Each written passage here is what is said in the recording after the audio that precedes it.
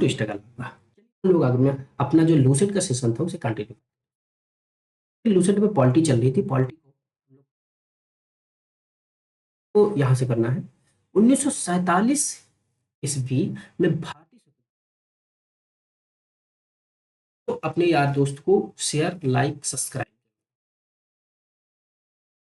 1947 का अधिनियम है स्वतंत्रता का। तो इसमें क्या हुआ कि ब्रिटिश संसद में 4 जुलाई 1947 को भारतीय स्वतंत्रता अधिनियम प्रस्तावित किया गया। 4 जुलाई को प्रस्तावित किया गया और 18 जुलाई 1947 को क्या हो गया, इसको स्वीकृति भी मिल गई।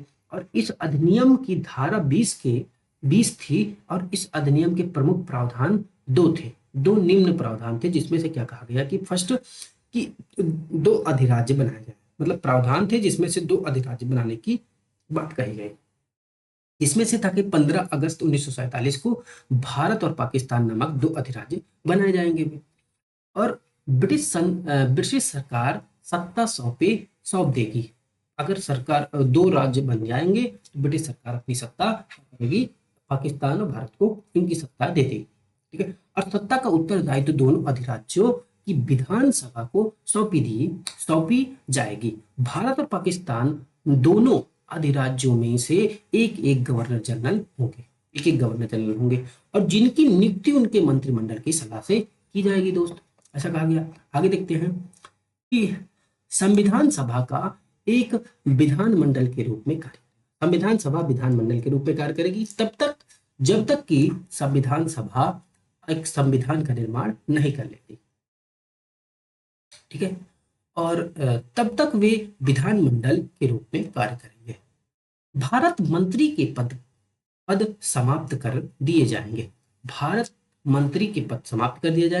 और 1935 के भारतीय शासन अधिनियम के द्वारा शासन में जब तक संविधान सभा द्वारा नया संविधान बनकर तैयार नहीं किया जाता तब तक क्या रहेगा, 1935 के भारतीय शासन अधिनियम के द्वारा ही शासन किया जाएगा। ठीक है। और देशी रियासतों पर ब्रिटेन की सर्वोपरिता का अंत कर दिया जाएगा। उनको भारत या पाकिस्तान किसी भी अधिराज्य में सम्मिलित होने और अपने भावी संबंधों का निश्चय करने का स्वतंत्रता प्रदान की गई। और इस अधिनियम के अधीन भारत डोमेनियन सिंध और बलूचिस्तान, पाकिस्तान, पंजाब, पूर्वी बंगाल, पश्चिमोत्तर सीमा प्रांत, असम के सिलहट जिले को छोड़कर भारत के शेष राज्य क्षेत्र मिल गया। ठीक है। भारत में ये सब क्षेत्र आए थे, इन सबको छोड़। ठीक है। तो सिलहट जिले में भारतीय स्वतंत्रता अधिनियम 1947 की प्रवृत्त होने के पूर्व जनमत संग्रह में पाकिस्तान के पक्ष में मत दिया। ठीक है। तो सिलहट जिले के भारतीय स्वतंत्रता अधिनियम 1947 ईस्वी की प्रवृत्त होने के पूर्व क्या हुआ, जनमत संग्रह हुआ और जनमत संग्रह में पाकिस्तान के पक्ष में मत दिया गया। ठीक है। आगे देखते हैं। अब हम लोग देखते हैं यहाँ पे कि भारतीय संविधान सभा कैसे बनी। ठीक है। भारतीय संविधान सभा के बारे में हम देखते हैं। कैबिनेट मिशन की संस्तुतियों के आधार पर भारतीय संविधान का निर्माण करने की संविधान सभा का गठन 1946 में जुलाई 1946 में किया गया। तो संविधान सभा का गठन कब किया गया था, जुलाई 1946 में। याद रखिएगा, सीधे डेट यहाँ पे पूछ लिया जाता है। कैबिनेट मिशन के सदस्य सर स्टैफोर्ड क्रिप्स और लॉर्ड पैथिक लॉरेंस और एबी अलेक्जेंडर थे। ठीक है। याद रखना। आगे देखते हैं। भारत में संविधान सभा पर का विचार सबसे पहले मानवेंद्र नाथ राय ने 1934 में प्रस्तुत किया था। सबसे पहले भारत में संविधान सभा का प्रस्ताव कितने रखा, विचार रखा, तो क्या कहोगे, मानवेंद्र नाथ जी। कब, 1934 में। ठीक है। इसके बाद भारतीय राष्ट्रीय कांग्रेस ने 1935 में संविधान सभा का गठन की औपचारिक मांग की थी। इसके बाद क्या हुआ, इसके बाद भारतीय राष्ट्रीय कांग्रेस ने 1935 में संविधान सभा के गठन की औपचारिक मांग की। तो कांग्रेस ने कब मांग की, तो क्या कहोगे, 1935। ठीक है। और 1940 में ब्रिटिश सरकार ने अगस्त प्रस्ताव के माध्यम से स्वीकार कर लिया। अगस्त प्रस्ताव आया 1940 40 में और 1940 में अगस्त प्रस्ताव के द्वारा ही क्या किया गया कि ब्रिटिश सरकार ने अगस्त प्रस्ताव के माध्यम से स्वीकार कर लिया था। ठीक है, औपचारिक रूप से इसकी मांग को ब्रिटिश सरकार ने कब स्वीकार किया तो क्या कहोगे 1940, याद रखना। ठीक है, अगस्त प्रस्ताव 1940। संविधान सभा के सदस्यों की कुल जो संख्या थी वह थी 389 निश्चित की गई, और जिसमें से 292 ब्रिटिश प्रांत के थे और 4 क्या थे, चीफ कमिश्नर क्षेत्रों के प्रतिनिधि थे। 93 देसी रियासतों के प्रतिनिधि थे, याद रखिएगा। मिशन योजना के अनुसार जुलाई 1946 को संविधान सभा का चुनाव हुआ। 389 सदस्यों में से प्रांतों के लिए निर्धारित 296 सदस्यों के लिए चुनाव हुआ। 296 के लिए चुनाव हुआ और विभिन्न प्रांतों में विधानसभाओं के द्वारा चुनाव किया गया। और कांग्रेस को कितने वोट मिले तो 208 वोट कांग्रेस को मिले। मुस्लिम लीग को 73 के स्थान पर 15 अन्य दलों के तथा स्वतंत्र उम्मीदवार निर्वाचित हुए। ठीक है, 9 दिसंबर 1946 को संविधान सभा की प्रथम बैठक नई दिल्ली में की गई और इस नई दिल्ली स्थित काउंसिल चैम्बर के पुस्तकालय भवन में हुई। और सबसे बुजुर्ग सदस्य डॉक्टर सच्चिदानंद सिन्हा जी को सभा का अस्थायी अध्यक्ष चुना गया। और मुस्लिम लीग ने इस बैठक का बहिष्कार किया। भाई मुस्लिम लीग ने पाकिस्तान के लिए बिल्कुल अलग संविधान सभा की मांग प्रारंभ कर दी। तो बिल्कुल अलग संविधान की मांग किसने की तो मुस्लिम लीग ने। ठीक है, कहा कि भाई मुझे अलग से अपना संविधान बनाना है तो हमें संविधान सभा भी अलग चाहिए। मुस्लिम लीग ने ऐसा कहा। ठीक है, देखते हैं। हैदराबाद एक ऐसी देसी रियासत थी जिसकी प्रतिनिधित्व संविधान सभा में सम्मिलित नहीं हुए थे। आगे देखते हैं। प्रांतों या देसी रियासतों को उनकी जनसंख्या के अनुपात में संविधान सभा में प्रतिनिधित्व दिया गया था।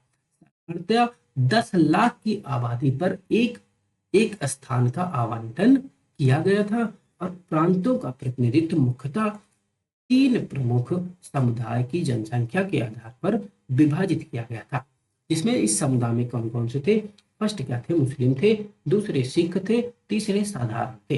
ठीक है, तो साधारण में मुस्लिम और सिख को छोड़ करके सारी जातियां आ जाती हैं। इसमें सारी जातियां थी। ठीक है,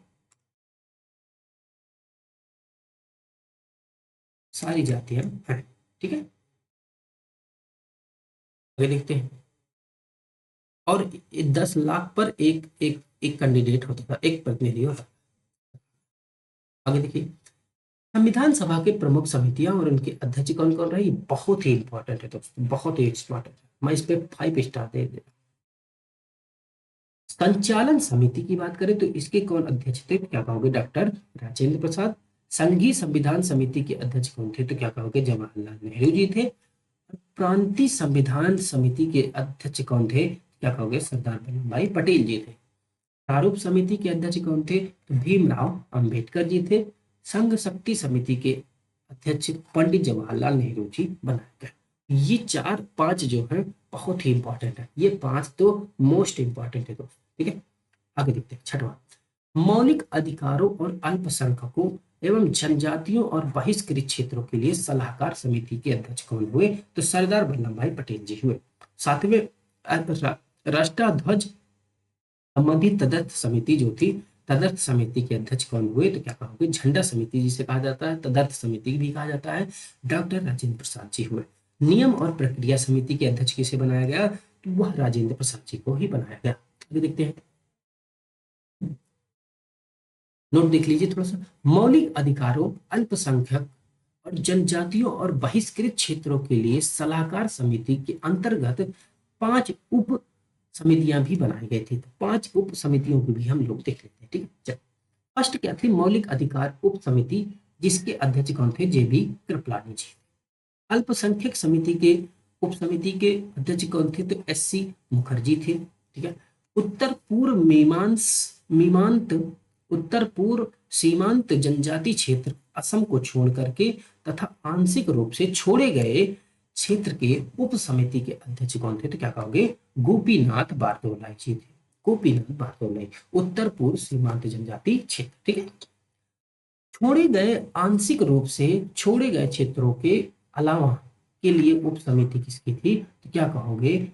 ए बी ठक्कर जी थे। A B Thakkar. ठीक है दोस्त, याद रखिएगा। A B Thakkar ji. उत्तर पश्चिम फ्रंटियर जनजाति उप क्षेत्र क्या थे? पाकिस्तान में शामिल होने के कारण भारत की संविधान सभा की तरफ से कार्य करने के लिए नहीं बुलाया गया था। ठीक है, आगे देखते हैं। डॉक्टर अंबेडकर जी ने 17 दिसंबर 1946 को पहली बार संविधान सभा को संबोधित किया और संविधान सभा में पहली बार बोले, और उस दिन अंबेडकर ने अपने भाषण का समापन करते हुए कहा, क्या कहा कि शक्ति देना तो आसान है, शक्ति देना तो आसान है, पर बुद्धि देना कठिन है। अंबेडकर जी ने ऐसा कहा। ठीक, आगे देखते, इनका वक्तव्य एक तरीके से पूछा जाता है सीधा सीधा। संविधान सभा के ब्रिटिश प्रांतों में 296 सदस्यों का विभाजन सांप्रदायिक आधार पर कर दिया। 296 सदस्यों का विभाजन सांप्रदायिक आधार पर किया गया। संविधान सभा के 1946 के समुदाय के आधारित प्रतिनिधित्व देख लीजिए, समुदाय सदस्यों की संख्या। ठीक है, ये है, देखिए हिंदू में कितने समुदाय थे? तो क्या कहोगे? सदस्यों की संख्या कितनी थी? तो वह 63 थी। मुस्लिम समुदाय में कितने सदस्य थे? तो 80 थे। अनुसूचित जाति में 31 थे। भारतीय ईसाई में 6 सदस्य थे। अनुसूचित जनजाति में 6 सदस्य थे। सिख में 4 सदस्य थे। एंग्लो इंडियन 3 सदस्य थे। पारसी में 3 सदस्य थे। ठीक है, संविधान सभा में। ठीक है, संविधान सभा में कितने कितने किस धर्म या समुदाय से थे वही यहाँ पे दिखाया गया है। तो सबसे ज्यादा किस में से थे? तो हिंदू से थे 163 लोग। ठीक है, संविधान सभा। आगे देखिए, टोटल कितने हुए थे? तो 296। ठीक है, संविधान सभा में महिला सदस्यों की संख्या 15 थी। ठीक है, ये बहुत इंपॉर्टेंट है, महिला सदस्यों की संख्या। ये क्वेश्चन पूछा भी गया है तो। ठीक है, महिला सदस्यों की संख्या पूछा गया है, इसको याद रख लीजिएगा कि 15 थी एकदम, मतलब एकदम गांठ बांध लीजिए, इसमें बोलना नहीं है। संविधान सभा की महिला सदस्य और निर्वाचन क्षेत्र देखते हैं। अंबु अंबु स्वामीनाथन मद्रास से थी। ठीक है, any Mascarene Travancore Cochin union. ठीक है, बेगम एजाज रसूल संयुक्त प्रांत मुस्लिम। ठीक है, दक्षाइनी वेल्यू दूनी मद्रास की थी। ठीक है, जी दुर्गा बाई कहाँ से थी? मद्रास से थी, सामान्य थी। ठीक है, हंसा मेहता कहाँ से हैं? तो वो बॉम्बे से हैं। ठीक है, हंसा मेहता बॉम्बे से हैं। एक सेकेंड, क्या कमला चौधरी की बात करें तो वो संयुक्त प्रांत से है। ठीक है, ली ली लीला रे पश्चिम बंगाल से है। लीला रे मालती चौधरी जी उड़ीसा से है। थी पूर्णिमा बनर्जी संयुक्त प्रांत से। रेणुका रे पश्चिम बंगाल से। सरोजनी नायडू बिहार से। ठीक है, आगे देखते हैं। राजकुमारी अमृत कौर कहाँ से थी? मध्य प्रांत और बरार से। सुचिता के प्राणी संयुक्त प्रांत से। विजय लक्ष्मी पंडित ये कहाँ से थी? संयुक्त प्रांत से। ठीक है, ये 15 महिलाएं थी जो संविधान सभा में थी। ठीक है, आगे देखते हैं। 11 दिसंबर 1946 को डॉक्टर राजेंद्र प्रसाद संविधान सभा के स्थायी अध्यक्ष निर्वाचित हुए। ठीक है, संविधान सभा के ने 2 उपाध्यक्ष बनाने का भी संकल्प लिया था, और इसके तहत क्या हुआ? उपाध्यक्ष जो हुए H.C. मुखर्जी 25 जनवरी 1947 को, और दूसरे उपाध्यक्ष B.T. कृष्णाचारी 16 जुलाई 1947 को चुने। ठीक है दोस्तों, तो 2 उपाध्यक्ष भी हुए, इसको याद रखिएगा। फर्स्ट कौन थे? H.C. मुखर्जी, और दूसरे कौन थे? VT Krishnamachari, H.C. मुखर्जी, और अध्यक्ष कौन हुए? तो राजेंद्र। संविधान सभा की कार्रवाई जो हुई 13 दिसंबर 1946 को जवाहरलाल नेहरू के द्वारा पेश की गई। जवाहरलाल नेहरू के द्वारा पेश की गई और यह उद्देश्य को ही क्या कहा गया, उद्देश्य प्रस्ताव।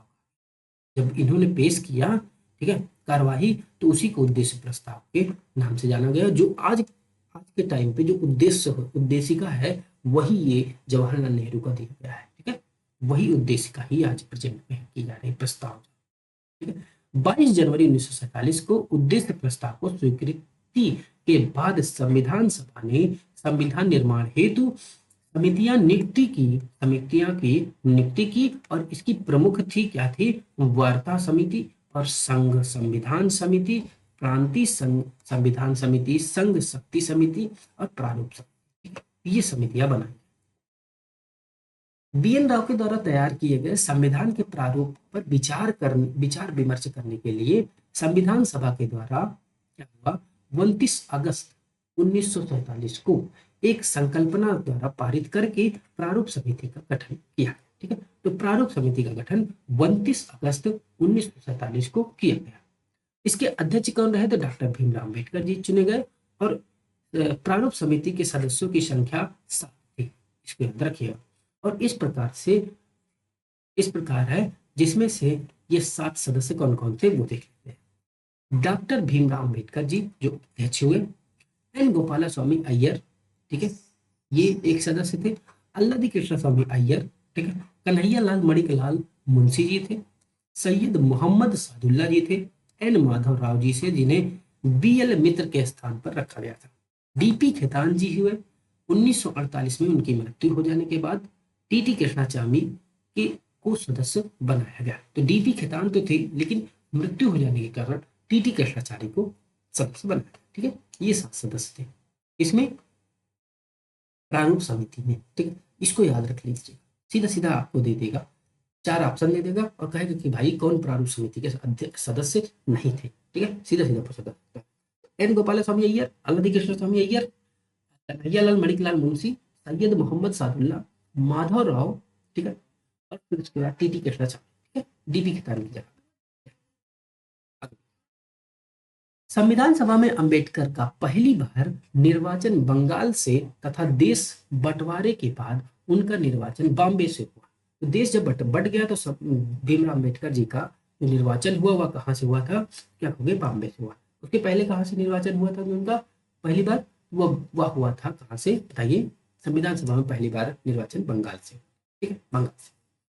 आगे देखते हैं, इन्हें भारत के संविधान का प्रमुख वास्तुकार और भारत के संविधान का जनक भी कहा जाता है। भारत के संविधान का जनक भी कहा जाता है। इन्हीं को, भीमराव अम्बेडकर जी को ही संविधान का पिता भी कहते हैं, ठीक है। चलिए आगे देखिए, प्रारूप समिति ने अपना प्रारूप तैयार करने के लिए 6 माह से भी कम समय लिया था और इस दौरान कुल 141 बैठकें हुई थी। दोस्त याद रखिए, 3 जून 1947 को योजना के अनुसार देश का बंटवारा हो जाने पर भारतीय संविधान सभा की कुल सदस्य संख्या 324 नियत की है, 324 नियत की गई। 235 स्थान प्रांतों के लिए और 89 मतलब 89 स्थान जो थे देशी राज्यों के लिए थे। आगे देख लेते हैं अब कैबिनेट मिशन 1945, ठीक है, कैबिनेट मिशन बनता है 1945 के प्रस्ताव पर गठित एक अंतरिम मंत्रिमंडल, ठीक है। तो 2 सितंबर 1946 देखते हैं मंत्रिमंडल कौन कौन से थे, मंत्री और विभाग। जवाहरलाल नेहरू जी को कौन सा मंत्री दिया गया, कौन सा विभाग दिया गया, तो क्या कहोगे, कार्यकारी परिषद के उपाध्यक्ष और विदेशी मामलों के राष्ट्रमंडल के अध्यक्ष बनाए गए, ठीक है। आगे देखते हैं, वल्लभ भाई पटेल, मतलब वल्लभ भाई पटेल जी को क्या कहा गया कि गृह और सूचना प्रसारण मंत्रालय दिया गया और बलदेव सिंह को क्या रक्षा मंत्रालय दिया गया, जान मथाई जी को उद्योग और आपूर्ति मंत्रालय, सी राजगोपालाचारी को शिक्षा मंत्रालय और CH भाभा जी को क्या कार्य खनन और बंदरगाह मंत्रालय दिया गया। राजेंद्र प्रसाद ने खाद्य और कृषि मंत्रालय संभाला और असफ अली जी को क्या रेलवे मंत्रालय दिया। जगजीवन राम को श्रम मंत्रालय दिया, ठीक है। आगे देखते हैं, मंत्रिमंडल में शामिल मुस्लिम लीग के सदस्य 26 अक्टूबर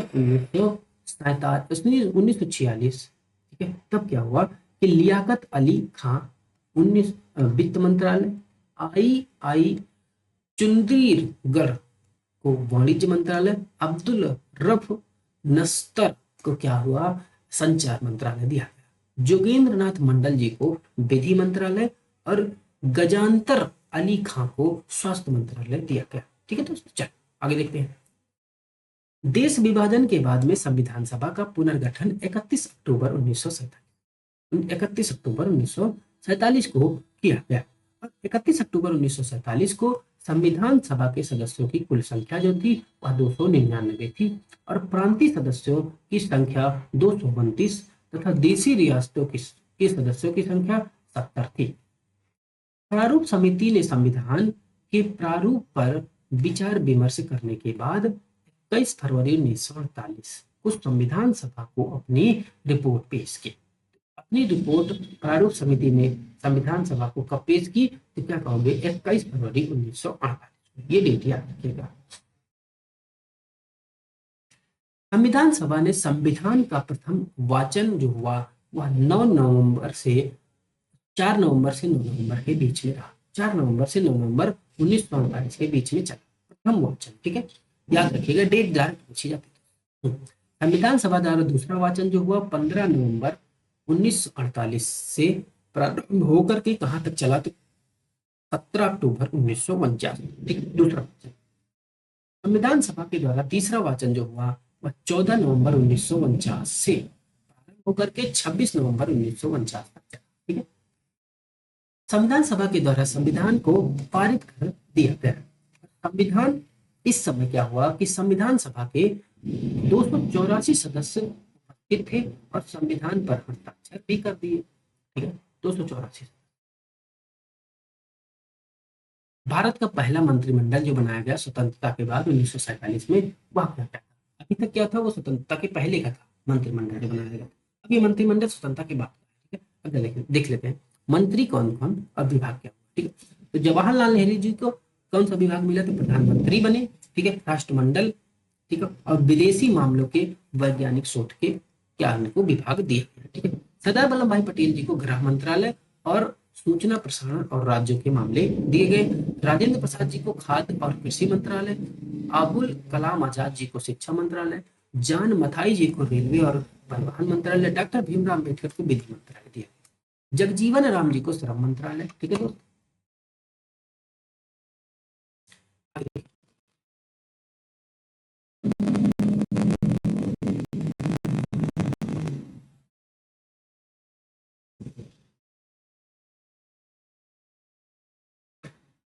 बलदेव सिंह को क्या हुआ, रक्षा मंत्रालय दिया गया। राजकुमारी अमृत कौर को स्वास्थ्य मंत्रालय दिया गया और इन्हीं के नाम पर यहाँ पे दिल्ली में लिख लीजिए, दिल्ली में एम्स भी बनाया गया है। ठीक है दोस्तों, CH भाभा जी को वाणिज्य मंत्रालय, रफी अहमद किदवई जी को क्या संचार मंत्रालय, RK षणमुखम शेट्टी जी को वित्त मंत्रालय दिया। डॉक्टर श्यामा प्रसाद मुखर्जी को उद्योग और आपूर्ति मंत्रालय, PN गाडगिल जी को कार्य और खनन मंत्रालय दिया गया। ठीक है, आगे भारत की रियासतों का एकीकरण करने के लिए सरदार वल्लभ भाई पटेल ने की अध्यक्षता की गई और 5 जुलाई 1947 को रियासती विभाग बनाया गया।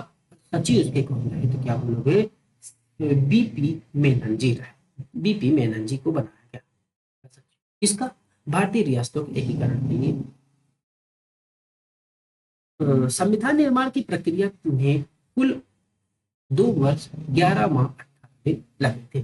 संविधान के प्रारूप पर कुल 114 दिन की बहस हुई और संविधान का निर्माण जो है कुल मिलाकर के कितना पैसा खर्चा हुआ, तो क्या बोलोगे 63,96,729 रुपए व्यय हुए थे। ठीक है, बनाने। संविधान सभा को 26 नवंबर 1949 को संविधान सभा के द्वारा पारित कर दिया गया संविधान को। और इसमें क्या हुआ, कुल भाग कितने थे, तो 22 भाग थे और 395 अनुच्छेद थे, 8 अनुसूचियां थी। ठीक है, और वर्तमान समय में संविधान में 22 भाग 395 अनुच्छेद और 12 अनुसूचियां हो गई। ठीक है।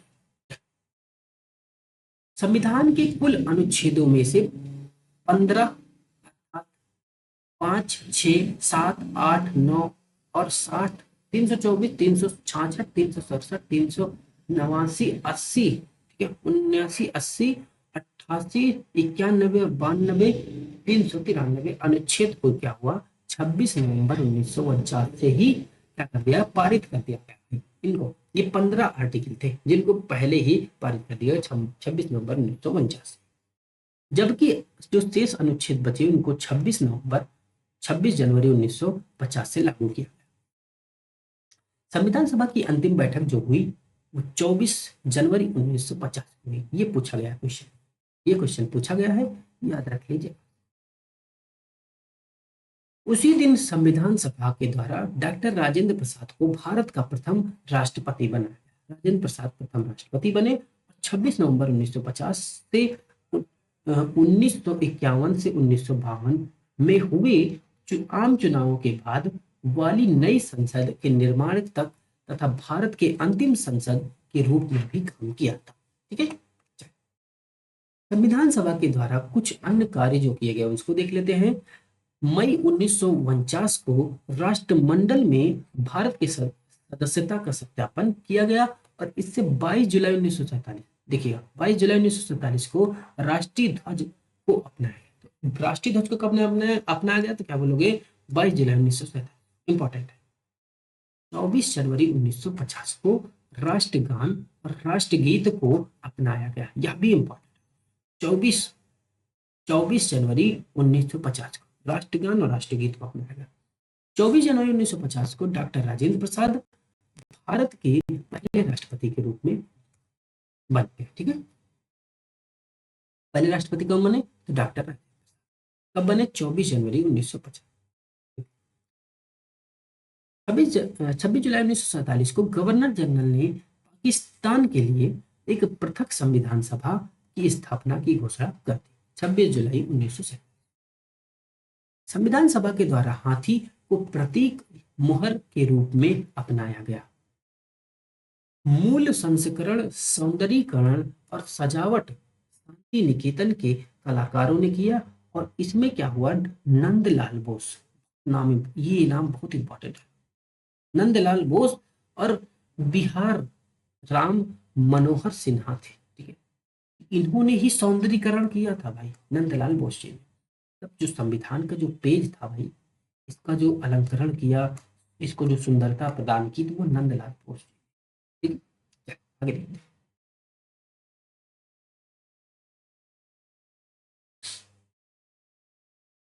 मूल संविधान के हिंदी संस्करण का सुलेखन बसंत कृष्ण वैद्य ने किया था। बसंत कृष्ण वैद्य, ये भी नाम याद रखिएगा। हिंदी संस्करण किसने किया, तो बसंत कृष्ण वैद्य ने। ठीक है।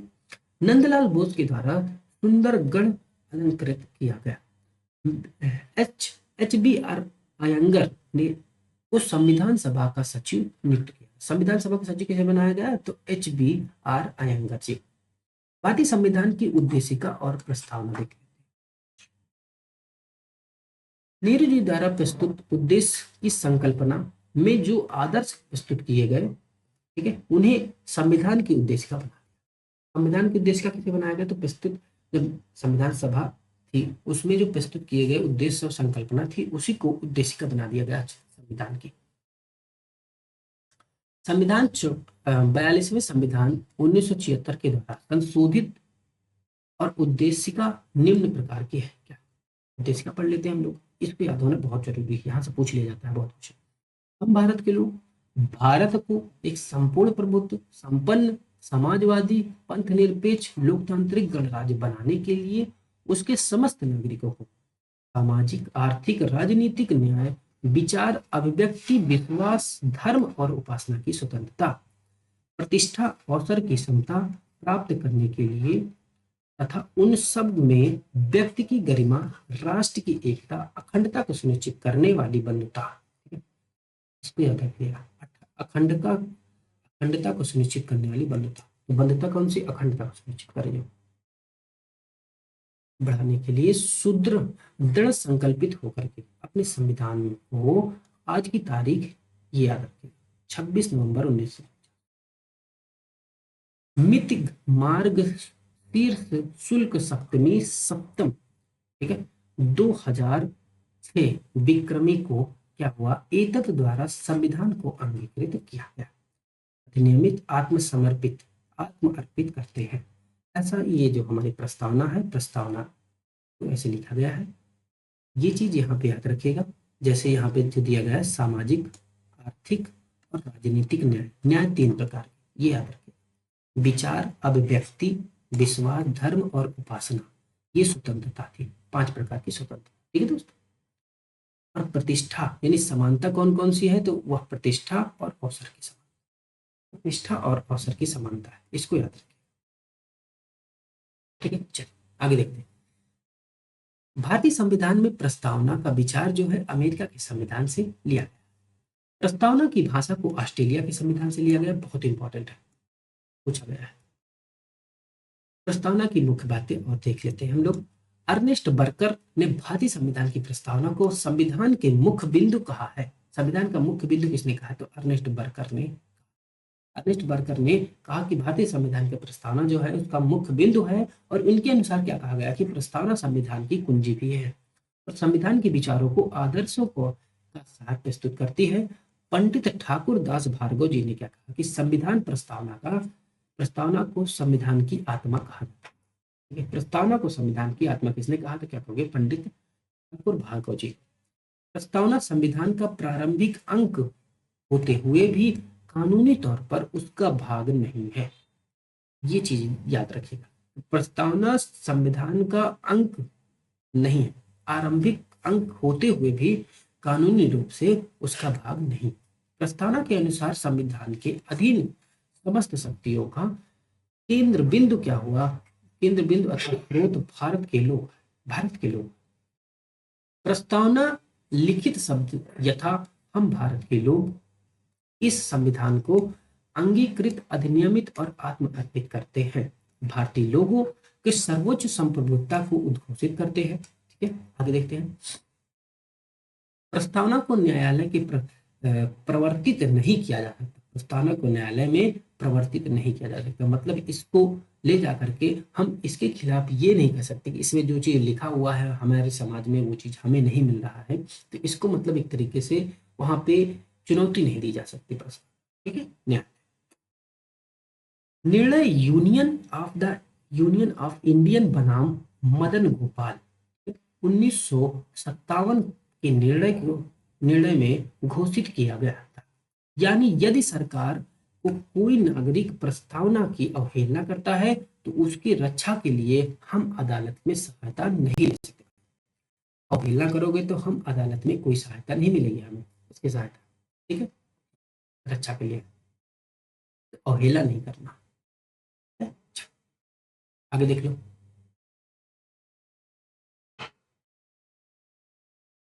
बेरुबारी यूनियनवाद बेरुबारीवाद कब हुआ, 1960 में। सर्वोच्च न्यायालय ने निर्णय क्या दिया इसमें कि कहा कि जहां संविधान की भाषा संदिग्ध हो वहां पर प्रस्तावना विधिक निर्वाचन में सहायता करती है। तो विधिक निर्वाचन में जहां पे भाषा संदिग्ध होती है। बेरुबारीवाद में सर्वोच्च न्यायालय ने प्रस्तावना को संविधान का अंग नहीं माना। बेरुबारीवाद में ही सर्वोच्च न्यायालय ने प्रस्तावना को क्या संविधान का अंग नहीं माना। बेरुबारीवाद ये याद रखिएगा, अंग नहीं माना, ठीक है, 1960। इसलिए विधायिका प्रस्तावना में संशोधन नहीं कर सकती।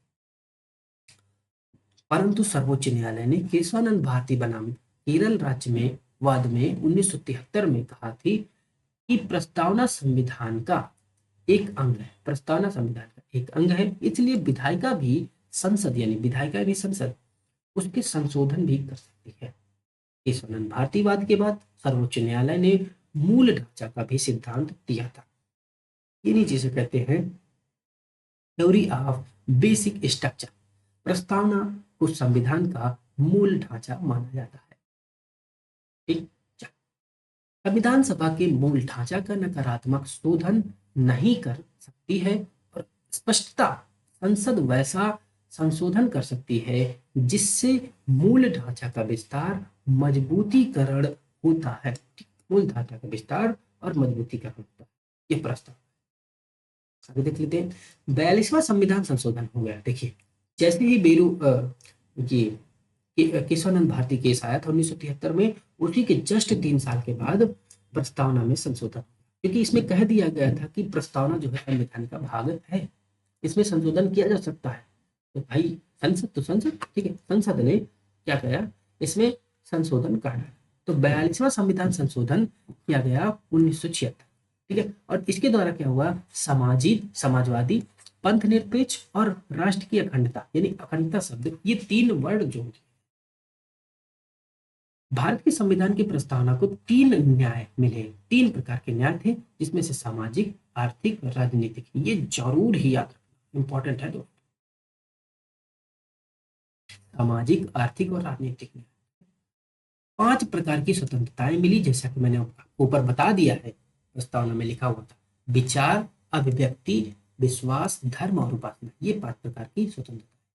2 प्रकार की समानता भी है इसमें, प्रतिष्ठा और अवसर की समानता है, ये याद रखिएगा। ये 3 जो वर्ड है ना, फर्स्ट कौन सा क्या कहोगे, तो वह क्या था, न्याय। न्याय कितने प्रकार के, 3 प्रकार, सामाजिक, आर्थिक और राजनीतिक। स्वतंत्रता कितने प्रकार की, 5 प्रकार की, विचार, अभिव्यक्ति, विश्वास, धर्म और उपासना, ठीक है ये। और 2 प्रकार के क्या है, समानता है, प्रतिष्ठा और अवसर। ये 3 वर्ड याद रखिए, ठीक है। अच्छा। भारत के संविधान विश्व का सबसे बड़ा लिखित संविधान है और एवं सर्वाधिक व्यापक संविधान है। अंशतः कठोर और अंशतः लचीला भी है। लिखित संविधान की अवधारणा जो है फ्रांस से दी गई है, फ्रांस की देन है। और प्रस्तावना में प्रयुक्त स्वतंत्रता, समानता और बंधुत्व शब्द की फ्रांसीसी क्रांति से प्रेरित है। तो फ्रांसीसी क्रांति से ही आया था ये स्वतंत्रता, समानता और बंधुत्व। और इसकी लिखित संविधान की जो अवधारणा है वो कहां से आई, तो फ्रांस से, याद रखिए। भारतीय संविधान में व्यवस्था में क्या हुआ, संविधान के सर्वोच्च, भारतीय राजनीति व्यवस्था में संविधान ही सर्वोच्च है। अगर आपसे पूछा जाए कि भारतीय संविधान में कौन सा क्या सर्वोच्च है, मंत्रिमंडल है, संसद या फिर विधानसभा है, तो क्या कहे, तो आपको सीधा कहना है कि इसमें क्या है, राजनीतिक व्यवस्था में, भारतीय राजनीतिक व्यवस्था में सबसे सर्वोच्च संविधान ही है। भारत के संविधान का अपना प्राधिकार भारत की जनता से प्राप्त करता है। तो भारत की जनता से प्राधिकार प्राप्त, भारत सरकार नियम 1935, भारत सरकार नियम 1935 में वह संवैधानिक दस्तावेज है जिसका भारतीय संविधान तैयार करने का गहरा प्रभाव पड़ा, ठीक है। भारत में संविधान का संघीय शासन शब्द का प्रयोग कहीं भी नहीं हुआ, संघीय शासन शब्द का प्रयोग नहीं हुआ है, दोस्त याद रखना, इसको नहीं हुआ है। संविधान में भारत को राज्यों का संघ घोषित किया, भारत को राज्यों का संघ घोषित किया, भारत को राज्यों का संघ घोषित किया गया।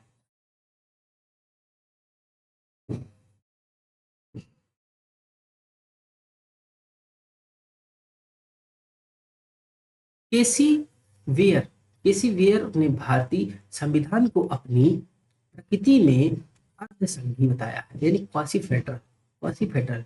भारतीय संविधान की जो प्रकृति है वो क्या है, तो क्या कहोगे, अर्धसंघी है, अर्धसंघी या फिर क्वासी फेडरल। इन्होंने भारत के संविधान को रचना में संघी और भावना में एकात्मक माना है, रचना में संघी और भावना में एकात्मक, और जिसके कारण अर्धसंघी कहा गया, संघी कहा, ठीक है। एस आर बम्बई बनाम भारत संघ में 1994 में सर्वोच्च न्यायालय ने 9 न्यायाधीशों की पीठ में संघवाद को संविधान का मूल ढांचा बताया। देखिए, संविधान का मूल ढांचा किसे बताया, तो क्या कहोगे, संघवाद को संविधान का मूल ढांचा। इसमें बम्बई बनाम भारत संघ 1994, आगे देख लीजिए। भारतीय संविधान के विदेशी स्रोत, देखो यहाँ पे संघवाद को क्या बताया गया कि ये मूल संरचना है, मूल ढांचा है, जैसा कि उसमें कहा गया था, इसमें केशवानंद भारती केस में इसमें कहा गया कि भारतीय संसद जो है संविधान में संशोधन के साथ साथ प्रस्तावना में संशोधन कर सकती है। तो वहीं से आया था कि भाई आप प्रस्तावना में संशोधन तो कर सकते हो, लेकिन उसके मूल ढांचा में बिगाड़ नहीं होना चाहिए, मूल ढांचा नहीं बिगड़नी चाहिए, मूल ढांचा में आप कोई संशोधन नहीं कर सकते हो, न्यायालय ने कहा। ठीक है, मूल ढांचा शब्द को इसमें परिभाषित भी नहीं किया गया संविधान में। मूल ढांचा शब्द संविधान में, अगर आपसे पूछा जाए कि मूल ढांचा शब्द संविधान में परिभाषित है तो क्या होगा, नहीं परिभाषित नहीं है। ठीक है, और एक चीज याद रखिएगा, मूल ढांचा को भी इसमें इन्होंने न्यायालय ने डिफाइन नहीं किया कि कौन कौन सी चीजें मूल ढांचा है, बस कुछ चीजें इन्होंने बता दी है, जैसे कि संघवाद मूल ढांचा होगा। ठीक है, और या फिर संघवाद हो सकता है, न्यायिक पुनर्विलोकन भी एक मूल ढांचा है। ठीक है, तो ये सब चीजें बस ऐसे जैसे जैसे केस आते गए वैसे वैसे चीजें समझ में आती गई कि ये चीजें मूल ढांचा के अंतर्गत आती है, लेकिन इन्होंने स्पेसिफिक रूप से न्यायालय ने नहीं बताया। ठीक है, चलो, आगे देखते हैं। भारतीय संविधान के विदेशी स्रोत क्या क्या है? निर्भर। ठीक है, देशों की सहायता से, कहाँ से कौन सा देश लिया, कौन सी चीज। संयुक्त राज्य अमेरिका की बात करें, अमेरिका की, तो वहां से प्रस्तावना ली गई, बहुत ही इंपॉर्टेंट है दोस्तों, बहुत इंपॉर्टेंट। प्रस्तावना मौलिक अधिकार, प्रस्तावना कहाँ से है, अमेरिका से। मौलिक अधिकार कहाँ से, अमेरिका से। न्यायिक पुनर्विलोकन कहाँ से है, अमेरिका से। संविधान की सर्वोच्चता कहाँ से है, वह भी अमेरिका से। न्यायपालिका की स्वतंत्रता कहाँ से है, तो अमेरिका से। निर्वाचित राष्ट्रपति कहाँ से है, तो क्या कहोगे, अमेरिका से। उस पर महाभियोग जो लगता है वह कहाँ से है, तो अमेरिका से।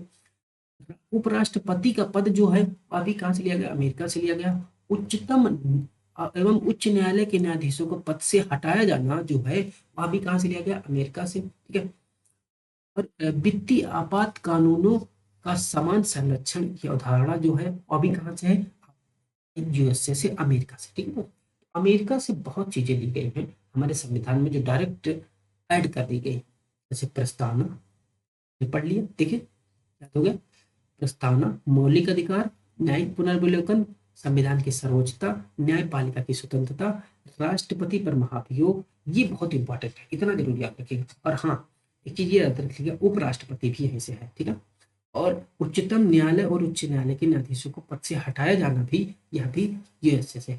इतने इंपॉर्टेंट जरूर याद। ठीक है, आगे देख लेते हैं। ब्रिटेन, ब्रिटेन से क्या क्या लिया गया हमारे संविधान में, देखते हैं। देखिए, संसदनात्मक, जो संसदनात्मक व्यवस्था है हमारे यहाँ, सांसद है ना भाई, हम लोग देखिए, लोकसभा का चुनाव होता है, लोकसभा में सांसद होते हैं, सांसद का चुनाव क्या होता है कि हम 18 वर्ष की यानी वयस्क मताधिकार के आधार पे किया करते हैं। ठीक है, तो जो वयस्क मताधिकार के आधार पे किया गया तो वो सांसद बनते हैं, सांसद बन करके वो कहाँ जाते हैं, लोकसभा में जाते हैं। तो वही लोकसभा जो होती है उन्हीं सांसद को ही संसदनात्मक व्यवस्था कहा, संसदनात्मक व्यवस्था प्रणाली कहा गया। तो ये कहाँ से है, तो ब्रिटेन से। ठीक है, तो एकल नागरिकता, नागरिकता हमारी एक, हमारे एक देश की नागरिकता, हम एक भारतीय हैं, बस इतना कह सकते हैं।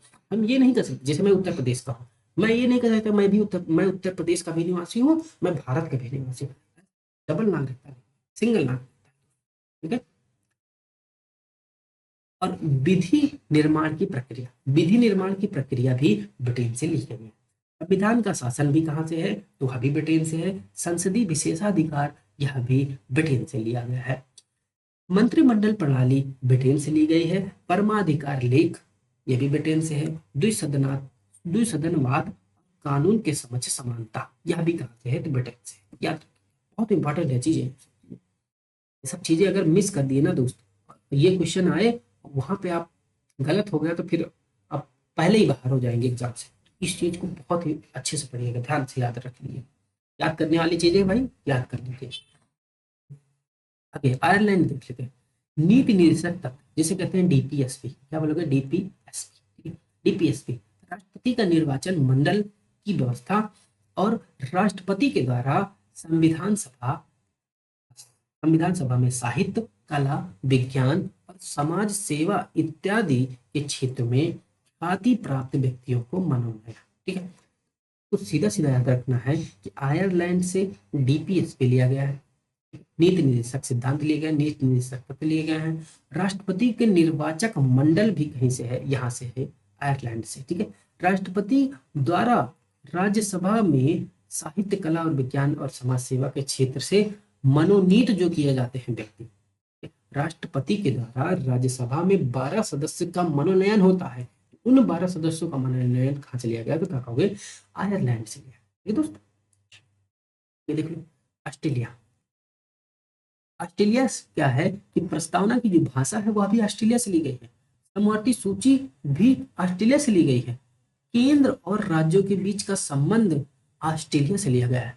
शक्तियों का विभाजन ऑस्ट्रेलिया से लिया गया है। संसद के दोनों सदनों की संयुक्त बैठक का प्रावधान कहाँ से लिया गया है संविधान में, वह भी ऑस्ट्रेलिया से है भाई दोस्तों। व्यापार, वाणिज्य और समागम की स्वतंत्रता, यह भी ऑस्ट्रेलिया से लिया। जर्मनी देख लेते हैं। आपातकाल के दौरान क्या है कि मौलिक अधिकार का समाप्त हो जाना, राष्ट्रपति को मौलिक अधिकार को समाप्त करने की शक्ति है। ठीक है, अगर आपातकाल आ गया तो। या कहां से है, तो जर्मनी। ठीक है, क्या कनाडा से क्या क्या है, तो कनाडा में विशेषताएं हैं, संघात्मक विशेषता, संघात्मक, ठीक है, कनाडा से। अवशिष्ट शक्तियां केंद्र में ही निहित रहेंगी, वह भी कनाडा से। राज्यपाल की नियुक्ति की विषयक प्रक्रिया जो है वो भी कनाडा से है। संघ और राज्य के बीच शक्ति विभाजन, वह भी कनाडा से है। सर्वोच्च न्यायालय का परामर्शी न्यायालय का निर्णय वह भी कनाडा से लिया गया है दोस्तों। दक्षिण अफ्रीका देख लेते हैं। दक्षिण अफ्रीका से संविधान संशोधन की प्रक्रिया का प्रावधान भी दक्षिण अफ्रीका से है। और राज्यसभा में सदस्यों का जो निर्वाचन होता है, इस राज्यसभा के जो सदस्य आते हैं बन करके, वह भी दक्षिण अफ्रीका से ही लिया। रूस की बात करें तो रूस में मौलिक कर्तव्य का प्रावधान, रूस से मौलिक कर्तव्य का प्रावधान है।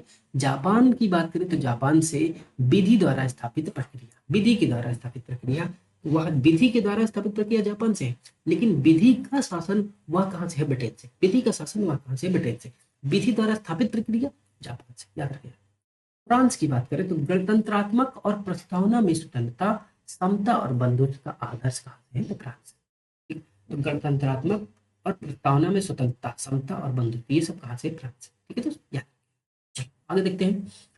भारतीय संविधान में अनेक देशी और विदेशी स्रोत हैं, लेकिन भारतीय संविधान पर सबसे अधिक प्रभाव जो है भारतीय शासन अधिनियम 1935। भारतीय संविधान के 395 अनुच्छेद, लगभग 250 अनुच्छेद ऐसे हैं जो कि 1935 के अधिनियम के से लिया गया है। ठीक है, यह शब्द ले लिया गया है और फिर भी बहुत थोड़ा सा परिवर्तन के साथ लिया। ठीक है, डायरेक्ट एग्जैक्ट नहीं लिया गया है, जितने भी लिए गए हैं 250 अनुच्छेद थोड़ा सा परिवर्तन के साथ। अब हम लोग देख लेते हैं भारतीय संविधान की अनुसूची। ठीक है, भारतीय संविधान की अनुसूची, यहां से डायरेक्ट क्वेश्चन बन जाते हैं दोस्तों। हम लोग इसको पढ़ें। प्रथम अनुसूची की बात करें तो उसमें संघ और राज्य क्षेत्र की बात करता है। संघ और राज्य क्षेत्र की बात करता है, जिसमें 28 राज्य हैं और 8 केंद्र शासित प्रदेश। ठीक है, 69वें यानी 69वें संविधान संशोधन के द्वारा दिल्ली को राष्ट्रीय राजधानी बनाया। दिल्ली को राष्ट्रीय राजधानी क्षेत्र किसके किस संविधान संशोधन के द्वारा बनाया गया, तो क्या कहोगे, 69वें संविधान संशोधन के द्वारा दिल्ली को राष्ट्रीय राजधानी क्षेत्र घोषित। आगे देख लेते हैं। दूसरा अनुसूची क्या है, इसमें क्या है, इसमें राज्य व्यवस्था, भारतीय राज्य व्यवस्था के विभिन्न पदाधिकारियों की क्या है, तो वेतन और भत्ते। ठीक है, वेतन भत्ते, वेतन और भत्ते, वेतन भत्ते और पेंशन, वेतन भत्ते पेंशन आदि से रिलेटेड हमारा दूसरी अनुसूची है। अब इसमें कौन कौन से पदाधिकारी हैं वो याद रखना बहुत जरूरी है। देखो सबको याद होता है कि भाई वेतन भत्ता दूसरी अनुसूची में है, लेकिन वहां पे कौन कौन से पदाधिकारी हैं कौन नहीं है ये याद नहीं रख पाता कोई। तो हम लोग वो देखिए, राष्ट्रपति का वेतन भत्ता है, राज्यपाल का वेतन भत्ता है, लोकसभा के अध्यक्ष और उपाध्यक्ष का वेतन भत्ता है, राज्यसभा और सभापति की एवं उपसभापति, ठीक है, राज्यसभा के सभापति और उपसभापति का भी वेतन भत्ता है, विधानसभा के अध्यक्ष उपाध्यक्ष का वेतन भत्ता, विधान परिषद के सभापति उपसभापति का वेतन भत्ते की बात की गई, उच्चतम न्यायालय और उच्च न्यायालयों के न्यायाधीशों और भारत के नियंत्रण महालेखा परीक्षक CAG आदि के वेतन भत्ते भी द्वितीय अनुसूची में दिए गए। ठीक है, लेकिन अगर यहीं पे आपसे कह दिया जाए क्या मुख्यमंत्री का वेतन भत्ता इसमें है, तो ये भी कहेंगे नहीं है भाई, मुख्यमंत्री का वेतन भत्ता द्वितीय अनुसूची में नहीं दिया। ठीक है, हम देख लेते हैं तीसरी अनुसूची। तीसरी अनुसूची क्या है, इसमें है पदाधिकारियों की शपथ, शपथ की बात करता है, शपथ ग्रहण, पद ग्रहण के समय ली जाने वाली शपथ, शपथ की बात करता है तीसरी अनुसूची। इसमें कौन कौन से पदाधिकारी आएंगे वो देख लेते हैं। मंत्री आएंगे और उच्च और उच्चतम न्यायालय के न्यायाधीश आएंगे। इन पदाधिकारियों की क्या है, इसमें शपथ लेने के बारे में तीसरी अनुसूची। आपको सीधा सीधा रखना है। फर्स्ट अनुसूची राज्य और उनके संघ शासित क्षेत्र, दूसरी अनुसूची क्या कहोगे, वेतन भत्ता, तीसरी अनुसूची हो गई शपथ। ठीक है, चौथी अनुसूची देखते हैं। चौथी अनुसूची में कहा गया है कि विभिन्न राज्यों और संघीय क्षेत्रों की राज्यसभा के प्रतिनिधित्व का क्षेत्र है। विभिन्न राज्यों में राज्यों तथा संघीय क्षेत्रों के राज्यसभा में प्रतिनिधित्व, तो राज्यसभा की सीटों का आवंटन जो होता है वह चौथी अनुसूची में। राज्यसभा में सीटों का आवंटन चौथी अनुसूची में ऐसे सीधे सीधे आपको याद।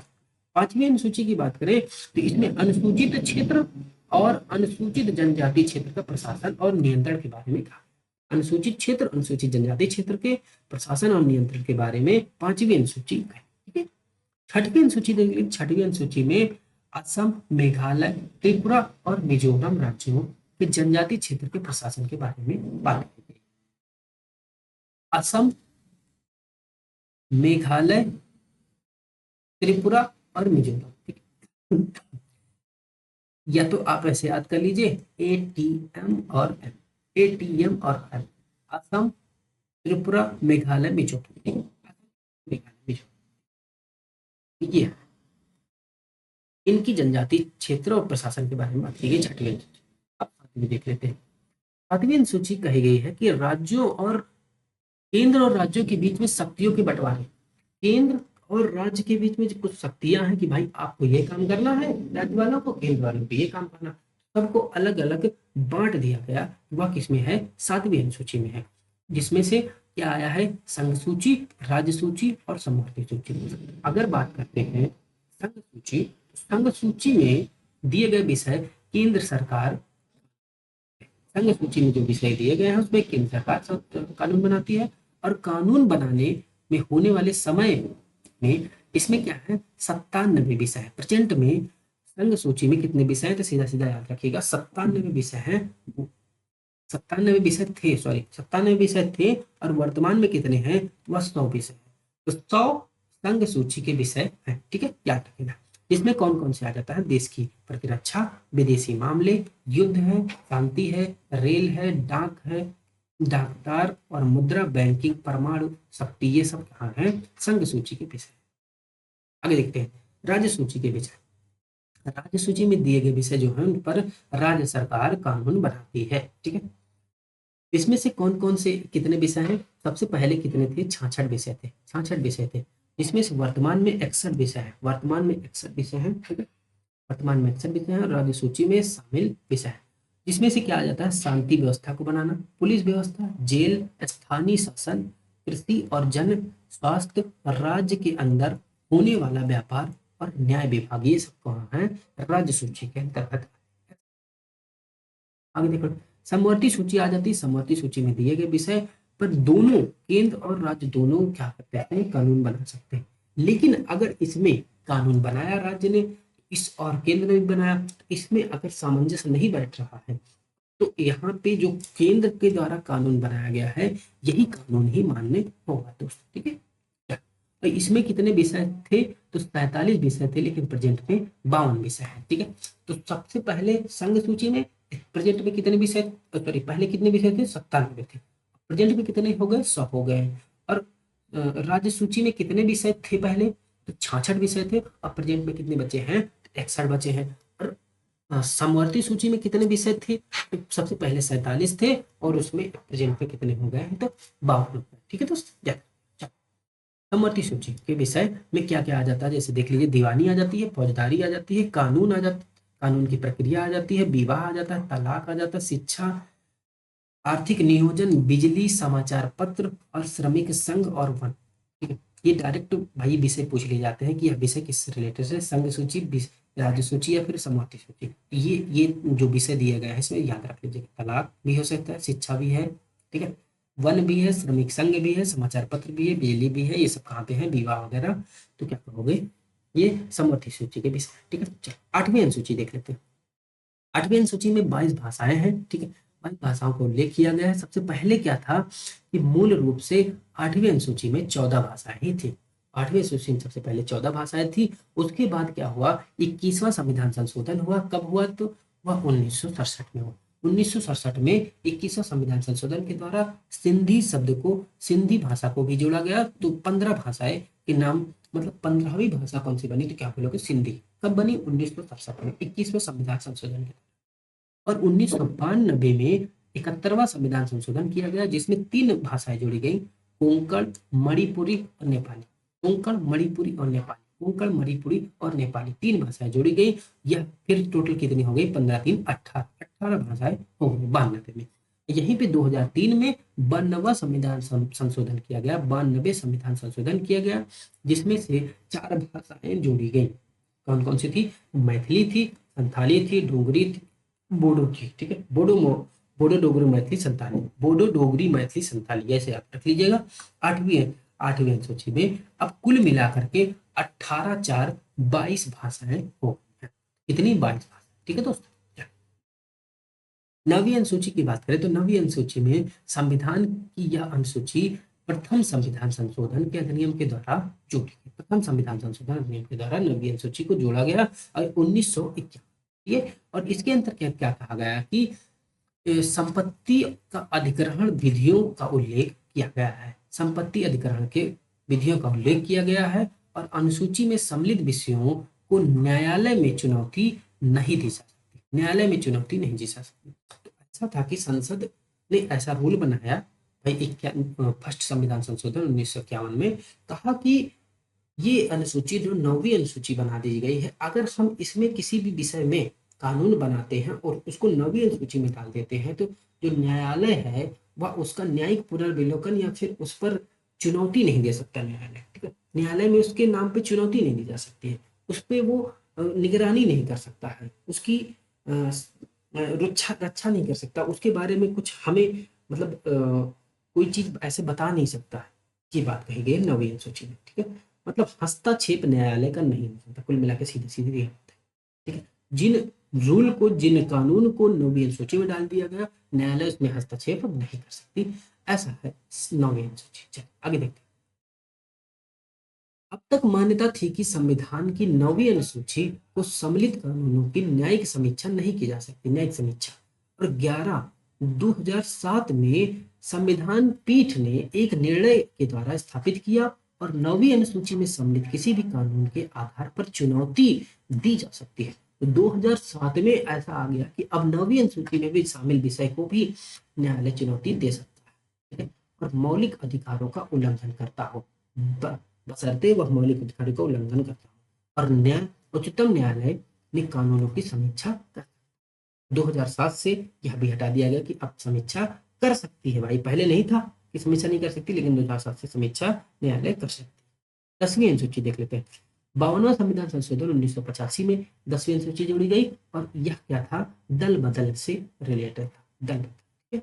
इसमें कहा गया कि अगर आप किसी भी पार्टी की सत्ता को छोड़ करके जाते हैं तो वह आपका दल बदल कानून के अंतर्गत आएगा और आपकी जो वो पद होगा वो समाप्त हो जाएगा, ठीक है। मंत्रिमंडल पद आपका समाप्त हो जाएगा। लेकिन अगर आप 1/3 जाते हैं तब आपका क्या माना जाएगा, किसी भी दूसरी पार्टी में आकर के विलय कर लेते हैं तो वो विलय माना जाएगा, ठीक है। लेकिन या फिर आगे चल करके 2/3 पार्ट अगर सम्मिलित होते हैं किसी दूसरी पार्टी में, तब यह विलय माना जाएगा। इसको बढ़ा कर दिया गया 2/3, ठीक है। प्रेजेंट में अगर 2/3 सदस्य किसी भी पार्टी से निकल करके दूसरी पार्टी में जाते हैं तब विलय माना जाएगा। अगर इससे कम जाएंगे तो वह दल बदल कानून के अंतर्गत आएगा और उसका विरोध कर मतलब दल बदल कानून का उल्लंघन करेंगे और इस उल्लंघन के दौरान आपका पद जो है, आप पार्टी के मंत्री पद समाप्त, ठीक है। ऐसा 11वीं अनुसूची में क्या कहा गया कि संविधान के 73वां संविधान संशोधन किया गया, 73वां और